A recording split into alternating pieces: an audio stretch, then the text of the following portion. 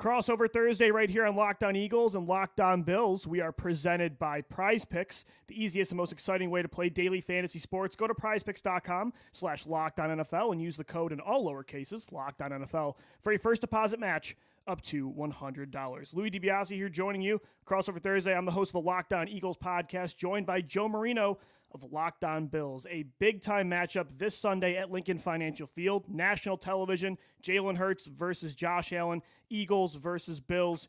Joe, we're going to get into everything today about this matchup, storylines, matchups to watch, the keys to victory. And it's interesting, man. I think when you looked at this schedule, in March and April when it came out, you would think this is a different situation for these two teams, probably both fighting for a top seed in the conference. The Eagles at 9-1, they're fighting for that 1 seed. The Bills at 6-5. Kind of surprising they're on the outside looking in for the playoff picture. But at 6-5, they still have a chance. Yeah, they have a chance, but it's a tough schedule, which of course includes this next one here against the Philadelphia Eagles going into the bye. And then you have at the Chiefs, you got Dallas, you got at the Chargers, Dolphins, Patriots. I mean, it's a tough schedule the rest of the way. And the Bills have not set themselves up well in terms of margin for error, right? You mentioned a 6-5 record. Right now, they're on the outside looking into the playoff picture, the 8th seed, looking up at the Steelers and the Texans and the Browns in the AFC. And that doesn't even get into the possibilities of winning the AFC East, which will, it's going to be a tough schedule. A tough thing to do, especially when you consider how easy the Dolphins schedule is over their next 4 games. And so the Bills are definitely not in great position, but they're still in it. And obviously, I think they received a little bit of a spark with the firing of Ken Dorsey and bringing in Joe Brady to be the offensive coordinator. That looked good against the Jets, but how does that sustain itself against a great team on the road here against the Philadelphia Eagles? It's a big one for the Bills. They would ideally get this one, but they're going to have to put together their best effort to win on the road and get an upset. Yeah, again, on the outside looking in, and you look at like a week ago, I think it was looking pretty daunting after that loss to the Broncos at 5-5. You fire your offensive coordinator. But I don't know, Joe, after that Jets win, does it feel more positive after the way Joe Brady looked like had a much better game plan than Ken Dorsey has in the past? And when you look at the Steelers and Browns, they've lost their starting quarterbacks. The Steelers lose that game. It does feel like even though they are the 8th seed right now and they're at 6-5, I think it looks way better, the situation they're in right now, than opposed to the situation a week ago.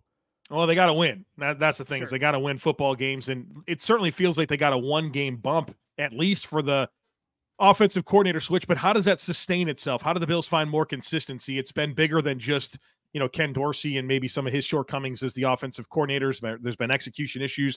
There's been coaching blunders. Defensively, they have some injuries that have kind of taken away from their performance earlier in the season. And so how much of it was, okay, you put it together at home against the Jets, and now how do you sustain that the rest of the way and find consistency? Like, if you look at the Jets game and project things moving forward, you feel great. But when you look at the other 10 games, you realize that this has been an inconsistent football operation, and that can't be the case going up against these really good teams the rest of the way. Yeah, that's a good point. And for the Eagles, you look at right now at a 9-1 record, they're in place of that 1 seed in the NFC, but it's kind of been an inconsistent year too. I feel like for both sides of the football, it hasn't been as smooth of a ride as it was in 2022, where it felt like they were kind of just coasting through the regular season. They've had their ups and downs despite that 9-1 record. And I think, though, the good thing about this Eagles team is they're just finding ways to win football games, even in situations where maybe they shouldn't, like this past Monday night, a big win over the Kansas City Chiefs, an emotional game. Joe, I'm just hoping for the Eagles it's not a come-down game, right? That was an emotional victory, a rematch of Super Bowl 57. But they really do take this schedule and this season day by day, game by game. That's what head coach Nick Sirianni preaches. And it's cheesy, but I think they really do take it seriously. So for the Eagles, I think, and really the entire NFL, I don't know if you agree, but it feels more inconsistent for even the good teams at the top of the standings. Yeah, I'd agree with that. I've obviously paid close attention to Philadelphia this year, and I expect a lot. I think this is the best roster in football. They won the NFC, right? We're not talking about a middling team in the league. There's high expectations. And when I look through their schedule, they played a lot of close games against teams that you really wouldn't expect to be the case. Like you mentioned, contrast that year over year, and they were boat racing these teams. And I kind of look at their schedule and I think, well, I thought maybe their most complete performance was against Tampa Bay back in week 3, right? And so that I think gives you some hope for the Bills side of things here. I mean, you talk about schedule. I mean, the Eagles are right in the middle of an absolute gauntlet, right? I mean, it started 2 weeks ago, right? With the Dallas game, they win that one. They handle Kansas City, then they have Buffalo, of course, this week, and then the Niners and Cowboys and Seahawks. I mean, it's a who's who of of talented teams. Of course, if they want to be the 1 seed in the NFC, you know, it's a tough stretch for them as well. And maybe the Bills can get a little bit of help, if you will, coming out of that Kansas City win. Like you mentioned, an emotional one. We saw Nick Sirianni fired up in the tunnel afterwards, kind of spitting back at the Chiefs fans a little bit. But you know, it's a championship caliber team that understands that it's a week-to-week league, and so I'm sure that despite some of those things and narratives that you could put into the situation, I think Philly's going to be ready to go at home. Yeah, and that's the thing. Like, they've been inconsistent, but it's not like they haven't beat good teams either. Right. Sure, they probably should have lost one of those games to the Washington Commanders, and Tampa Bay kept it close. The Rams, inferior opponents from a roster standpoint. But at the same time, you mentioned this gauntlet of a schedule. The NFL, again, was not kind to either one of these teams in November or December. But the Eagles so far have passed these tests. You mentioned the Dallas game. That was a big win at home against a divisional rival who's right on your tail in the standings. Even before that, though, they beat the Miami Dolphins on Sunday night. You took down Kansas City. So they have passed these tests. For the Bills, I think they need this win more than the Eagles. Not to say the Eagles are going to get lackadaisical or complacent in this matchup, but I think that's something to keep an eye out for just based on the standings, right? I think Buffalo needs this win. Oh yeah, no question about it. I think the path for the Bills is 4-2 down the stretch. I think that's like the being realistic and even a little bit of optimism baked into that. Sure. Now here's the challenge, right? You'd love to get this one, but if you were going to go 4-2 and you were going to pick 2 games to lose to, you pick this one. It's not a conference game, right? In Dallas, those would be the 2 games that you would choose to lose if you had to pick, right?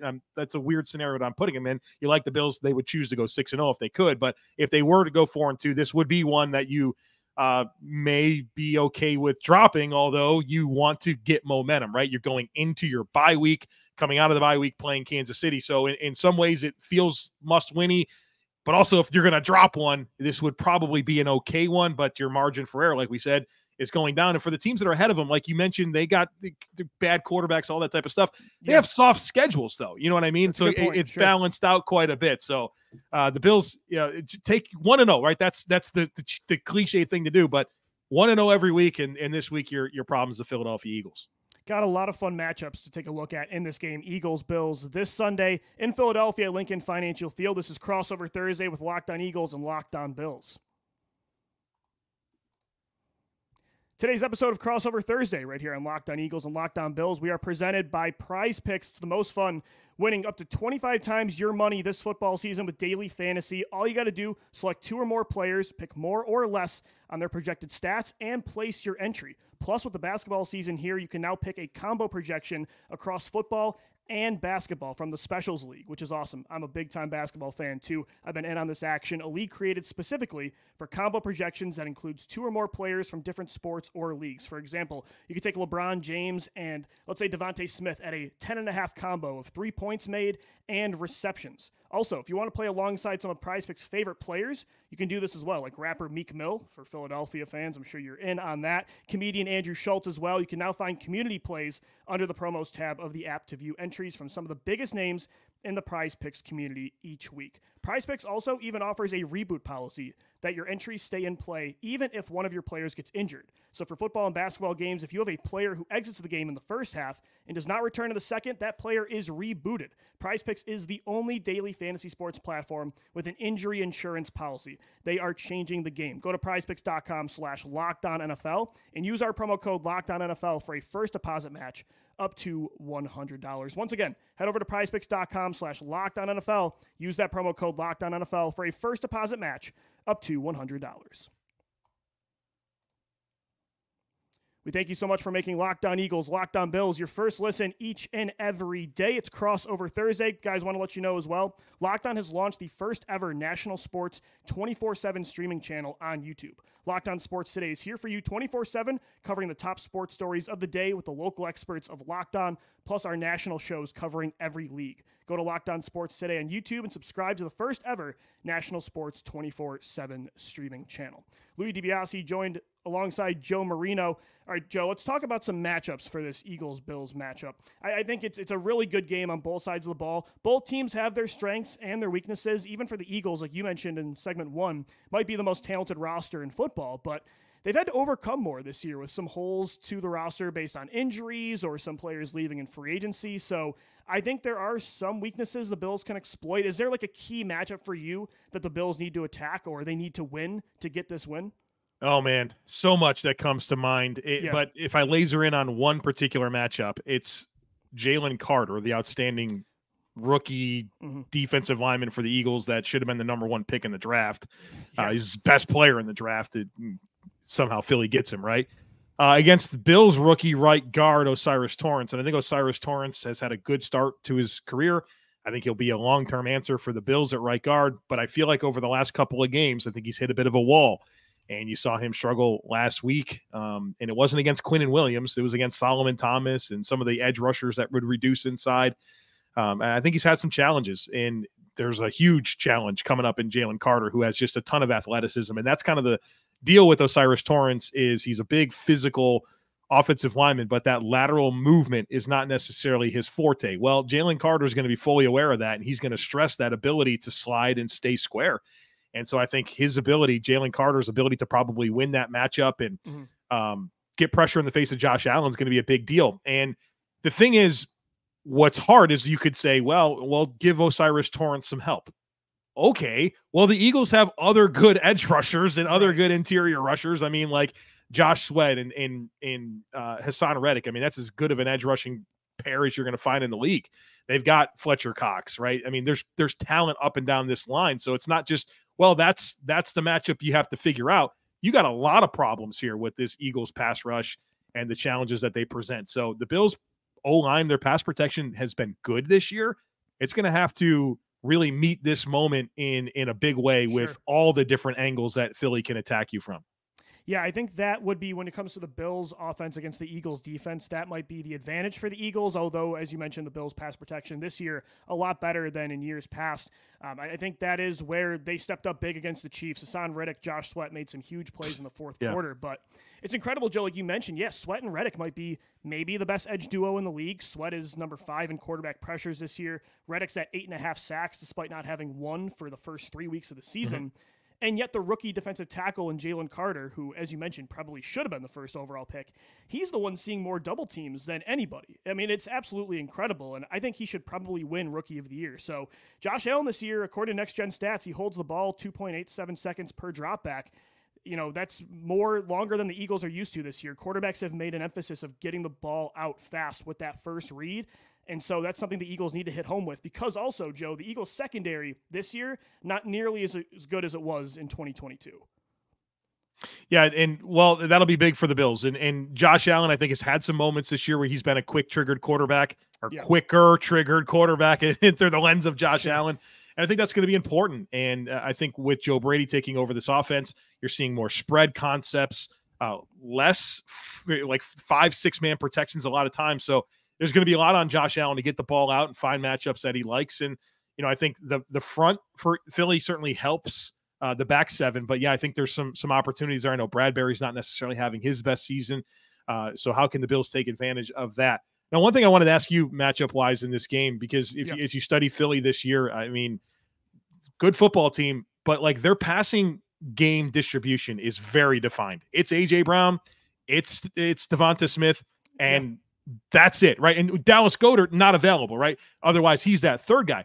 And so what's fascinating to me is there a path for the Bills to really just focus in on Brown and Smith? And that's a tough assignment. Those guys are really good. And I'm sure A.J. Brown, coming off of a game where he wasn't very productive against Kansas City, he's going to get like 15 targets. Like, I think that's probably going to be the pivot. It works, yeah. But how can the Bills do their best to force Philly to lean on these other players who have just not been productive? They don't have a wide receiver on this roster with more than 100 receiving yards. So how do you make them play through those ancillary components of their passing game? I think that's going to be fascinating. Yeah, I mean, it's easier said than done. You can try to, you'll get what the Eagles did against Travis Kelce and the Chiefs, and that was kind of a similar situation where, what other options are we scared of beating us? Let's just bracket Kelce in coverage all game long. Yeah. Can you double A.J. Brown? Are you going to try to just eliminate him and Devonta Smith? I'm sure teams have tried that in the past, though, Joe, and it hasn't worked, because even last year, when Dallas Goedert went down, this was the same situation. They did not have that third passing target that would step up. Quez Watkins struggled a lot. This year, he's injured. They have Olamide Zaccheaus. They have Julio Jones. Neither one has really made an impact. They have no pass-catching options at tight end without Dallas Goedert. Like, the days of him and Zach Ertz together, those are gone. Jack Stahl is primarily a blocker. Grant Calcaterra hasn't done anything in his career for the Eagles over 2 years. Albert O, they traded for in the offseason. has been inactive outside of just one game this year. So, yeah, I don't know. The Eagles really don't have another option. They're going to need Devontae and AJ to step up and beat this matchup. Also, I think hopefully DeAndre Swift gets more involved in the passing game. He had 31 yards on 3 catches against Kansas City, so he had some explosive plays. But overall, yeah, it's going to come down to Brown and Smith just have to out-execute the other team. And luckily, against the Bills, I would say Rasul Douglas, who I used to love in Philadelphia, he's a playmaker. I think he doesn't match up well against Devontae Smith. So if they can find a way to get that kind of receiver on Rasul, that's normally who he struggled with in years past, they can still win that matchup. Yeah, I think you'd ideally like Rasul on A.J. Brown as much 100%. As possible. And that's one thing they have done with Douglas is they haven't kept him to a side. They've had him kind of follow a little bit. So I think they'll try to get that as much as possible. But it's easier said than done. I think in your head, you say, well, okay, if you can just take care of Devonta Smith and AJ Brown and force them to go other places with the football, you're going to be okay. Well, like you said, there's a reason those guys have combined over 1,600 yards so far this season. And so you like the idea of that, but the how is a lot more difficult than just saying, hey, this is what you should do. And then, Joe, I want to real quick before we take another break and get into keys to the victory here. When it comes to the Eagles' running game, it bounced back finally against the Chiefs. They were struggling, uncharacteristically so, without Cam Jurgens at right guard. I don't know if that's the reason they were struggling. DeAndre Swift, his yards above expected, was at the bottom of the league for about a month. They bounced back against Kansas City. What does the Bills' run defense look like? Is that a matchup the Eagles can exploit, or how does the Bills' defensive line look this year? Well, I think there's been times where the Bills' run defense has struggled. It does feel like when the Bills are serious about defending the run, they do it. They've gotten gashed for a couple of big runs more earlier in the season, thinking about the Breece Hall in week 1 against the Jets. And then there's been a couple of other moments like the Miami game. They held them to like 7 rushes for 29 yards at halftime. The Bills have like a 3-touchdown lead, and then Miami ran the ball, and the Bills went 2 high safeties and said, okay, like you can have all this rushing production that you want. But I think there's been times where the Bills have like said, okay, we know that stopping the run is going to be important, and they do that. And so I think their run defense, if it's susceptible in any way, it's some of the missed tackles, which can lead to some bigger, more explosive runs. So the Bills being sure the run defense is going to be critical. And obviously, I mean, the offensive line for Philadelphia, whether it's run blocking, whether it's pass protection, they are outstanding. You mentioned Josh Allen's average time to throw. I think Jalen Hurts is at like 3.11 in the season. Exactly. And so what's interesting is like the Bills went through this gauntlet of quick triggered quarterbacks and they couldn't factor in at all. But the last couple games against Russ Wilson and Zach Wilson, and please God, I'm not putting Jalen Hurts in that category, but all 3 of those are guys that hold onto the ball a lot. Their defense has been a lot better. And so, I mean, that just puts more stress on everybody when you hold on to the ball like that. And so, your pass protection has to hold up for longer. I think that the Eagles have an advantage with their O-line against the Bills defensive line, but maybe if they have to block for longer, you can see some one-on-one matchups that eventually turn to the Bills. So that'll be key for them as well. What do the Eagles have to do to win this game? What do the Bills have to do to get a win on Sunday? We'll get into that as we wrap up Crossover Thursday right here on Locked On Eagles and Locked On Bills. All right, everybody, thanks so much for making Locked On Eagles and Locked On Bills your first listen each and every day right here on the Locked On Podcast Network. It's Crossover Thursday. What an awesome matchup that's coming up this Sunday at Lincoln Financial Field. Joe, we've dove into the biggest storylines, the matchups as well to watch for Eagles-Bills. So I don't want to do like a predictions kind of segment here, but if you had to say like the Bills win, it's because of this. Man, I think there's a couple of things that come to mind. It does start to me with the trenches, and that's what Philly has, man. They're good on the O-line. They're good on the D-line. Everybody knows it. And I think the Bills are pretty good on the O-line and D-line. They're not great. And Philly just has dudes. They have dudes on top of dudes, O-line and D-line. And so how do you match up there? How do you win one-on-ones? Like, you're going to be isolated against really talented players. Can you win? So I think the trenches, both sides of the ball, is obviously where this starts for me. And then the other piece of the pie here that I think is a very important talking point every single week with the Buffalo Bills is turnovers, right? Giveaways and takeaways. Can you take care of the football? I think everybody understands that Josh Allen's turned the ball over the most of any quarterback every year. Going back to 2018, people don't talk enough about him also having the most touchdowns. Seems like that's more popular to discuss the turnovers, but he has more touchdowns than anybody, including Mr. Patrick Mahomes. So he scores a lot, but it certainly gives away the ball a little bit too much. And when that spirals, that's where the Bills kind of have some issues. And so obviously they need to take care of the football. And for them, I think getting some takeaways would be very, very helpful. Philly, not necessarily a team that's super courteous giving away the football, but they turn it over like 13% of the time, right? So it does happen. And so if they can have some fortune there, which the Bills have not had a lot of fortune with takeaways until the last game, where Sewell Douglas taking away the ball 3 times against the Jets, and also had a fumble recovery the week before. But the Bills, that was their first interception last week since the Miami game in week 4, right? So can you get the ball to bounce your way a little bit? I think it starts in the trenches, and then from there, can you take care of the football and can you take away the football? I think that's going to be important for the Bills. I'm with you, and I think Jalen Hurts is a player that normally in his career has been very good at limiting turnovers. He does not throw a lot of interceptions. This year, though, you look at the totals, he already has 9 on the year. Contextualizing those picks, though, is not a lot that I've had problems with. Again, he's somebody that's aggressive, wants to give A.J. Brown and Devontae Smith chances down the field, but as you said, the Eagles have turned the ball over this year more than they have in years past. So the turnover battle, it's always key, especially when you have 2 quarterbacks, Joe, that I think you live and die by so much. I think there are very few quarterbacks in the league that make up as much offensive production as these two do, right? Just from the rushing standpoint. Also, I think both teams have had play calling issues this year, so they've had to overcome those obstacles as well and just, outperform other defenses despite some schematic issues. So that's going to be a huge battle. For me, for the Eagles defense, it's limiting Josh Allen's deep ball. I think the explosive plays, that's where he'll hurt you. He'll throw some picks, but he'll make some incredible plays down the field. And the Eagles secondary, they've had their high highs this year. A good game against the Dolphins, the Rams, the Chiefs, but they've had some low lows. Sam Howell has cooked them multiple times. So don't let Josh Allen escape. Don't let him buy time and find Stefon Diggs down the field. It sounds obvious, but that's been something the Eagles normally are good at limiting, and that's Josh Allen's bread and butter. If you can make him beat you death by 1,000 paper cuts, I think that's the strategy that you have to take. I'm also interested to see what type of success the Bills can have running the football. I know the Eagles, I think, are number 1 in run defense, right? They've also faced the fewest amount of attempts, right? So they face the most passing attempts, right? So it's kind of an interesting script. I think the answer is probably that they're 12th in yards per carry given up at 4. And I think the Bills are coming off of 2 really good rushing performances against Denver and the Jets.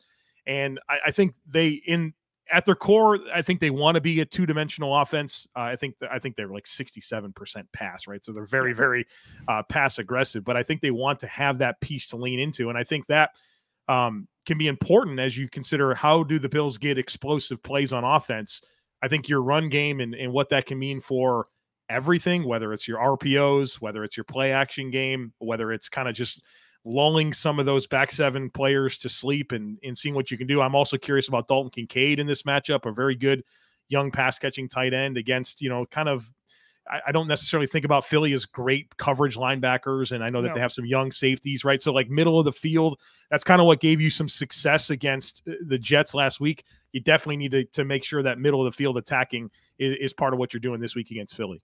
No, I agree. And I think for both teams, being balanced on offense and having more success running the football is a key. I think both offenses can sometimes get away from it, even though the Eagles have been very good atop the league over the past few years. With Brian Johnson, they're more pass-heavy than they were in years past. So a key for stopping both of these offenses, Joe, is just keeping them off the field, right? Long, sustaining drives. The Eagles are very good at that, where they can kill sometimes 8 to 9 minutes of clock in a quarter. Yeah. And that can be demoralizing for another offense and staying rusty on the sidelines when the Eagles offensive line just takes over. And there's times where they just get going in the run game and they can't be stopped. Yeah, I have great fear about that. I've seen it, man. What was it the Minnesota game? It was like, oh my God. Killed an entire quarter. I mean, that's demoralizing. I was watching it with a buddy of mine who's an Eagles fan, and I'm like, oh God, this is and there's nothing worse than not being able to stop the run, right? Where you're just it snatches your soul. You have nothing you can do. And I think the Bills, not often, but they have fallen to that a little bit. And I think even in years past, the last time they played Philly, right, was just 2019, 100%. It was 100% that, right? Miles Sanders might have got a contract based on that game.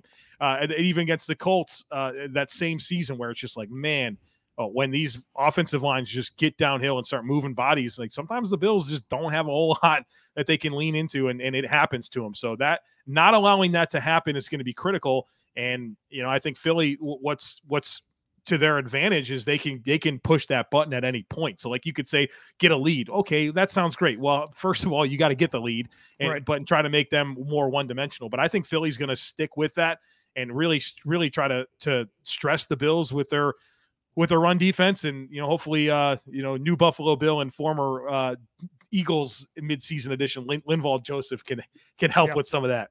For sure. It's going to be a great game. Eagles-Bills this Sunday at Lincoln Financial Field, the battle of the 9-1 Birds and the 6-5 Bills. Thanks, everybody, for tuning into this crossover Thursday edition of Locked On Eagles and Locked On Bills, part of the Locked On Podcast Network, your team every day. Guys, too, just want to let you know again, Locked On has launched that first ever national sports 24/7 streaming channel on YouTube. Locked On Sports Today is here for you 24/7, covering the top sports stories of the day with the local experts of Locked On, plus our national shows covering every league. Go to Locked On Sports Today on YouTube and subscribe to the first ever national sports 24/7 streaming channel. For Joe Marino, I'm Lou DiBiase signing off. Enjoy the game on Sunday, and thanks for making Locked On Eagles and Locked On Bills your first listen each and every day.